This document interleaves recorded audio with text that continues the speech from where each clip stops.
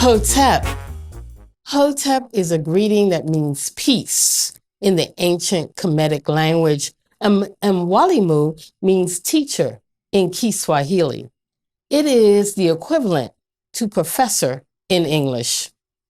In wrapping up MDDK, when I meditated on what to discuss on these last episodes, I realized that I must leave you with the essence of all the lessons I have tried to communicate over 3 seasons and 36 shows. Since I wanted to take my time, this will be another 2-part episode as I share my final thoughts.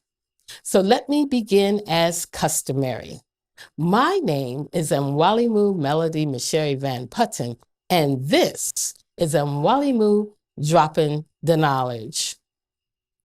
For this final episode of Season 2, I introduced you to my own academic work and selected scholarly observations in a document I titled The Referents.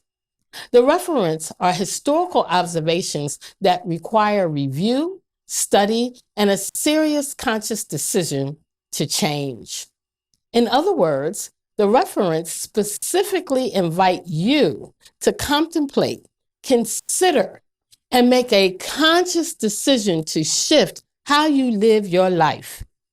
These observations are a study in consciousness. I will revisit them as we illuminate the connections theme of both seasons 2 and 3. Referent connections are numerous and include our thinking capacities as well as our daily behaviors.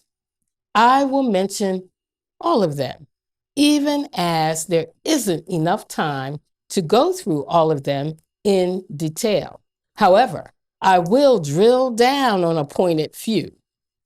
To really shift our reality, we must ponder, think, analyze, reevaluate, and decide what and how we can make tangible changes in how we live our daily affairs and our relationships with everything. How we live is a reflection of our consciousness. So let me begin. Referent number 1. As a people, we are ahistorical, meaning we have not learned the lessons of our history and applied that to today's reality. During the course of MDDK, I have talked extensively about the state of miseducation and its dire effects on our children and our community. If I could change just one thing that would radically alter our condition, it would be how we are educated, or rather, miseducated. Let me quote from Seg1, Reawakening of the African Mind, written by my beloved mentor, historian, psychologist, and Egyptologist, Dr. Asa G. Hilliard III. He writes, and I know I have said this, but I must say it again. There is something dreadfully wrong with an education socialization process that leaves us ignorant of our past, strangers to our people, apes of our oppressors, and creatures of habitual, shallow thoughts and trivial values. Think about it for a moment. Our children graduate from school with no required knowledge of themselves. They're not involved in cultural activities that would have them connect to each other. And we long to imitate our oppressor in every aspect of life, from how we look to what we buy, to the image of the God we serve, and what we value as success. The process of miseducating us has been horrible, damaging our sense of self and self-determination.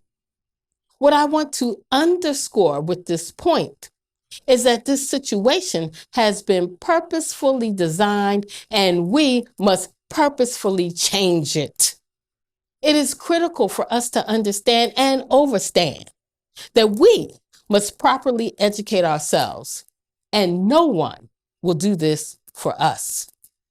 For those who long for revolution, this is it. Educating ourselves and our children is our work to do. As I have said many times, it's our inside work for the next level of outside change that only we can do. Know this. To poetically repeat the poem I shared last week is to reinforce unmistakably that knowledge is resistance. Knowledge is Black power. There is a reason why the knowledge of our history, culture, struggles, and achievements are distorted, falsified, and omitted. If you can keep a people ignorant to their own history, you can keep them conquered for centuries, minds chained, and nominally free bodies flailing in the raging winds of white supremacy. Psychological warfare ensures a living death bordering on cultural genocide. In our current condition, the masses of our people don't have knowledge of their own genius nor historical achievements, ensuring a near impossible task to powerfully change our condition. It is a record that even the United Nations recognize this mental element of genocide. When you kill off a people's desire to know themselves, stuffing their minds with the superiority of whites and the inferiority of their own ancestors, you have effectively murdered the authenticity of the first people to walk the earth. How is this done, you ask? When you learn of everyone and everything except oneself, as if your people were nothing, did nothing, ain't never gonna be nothing.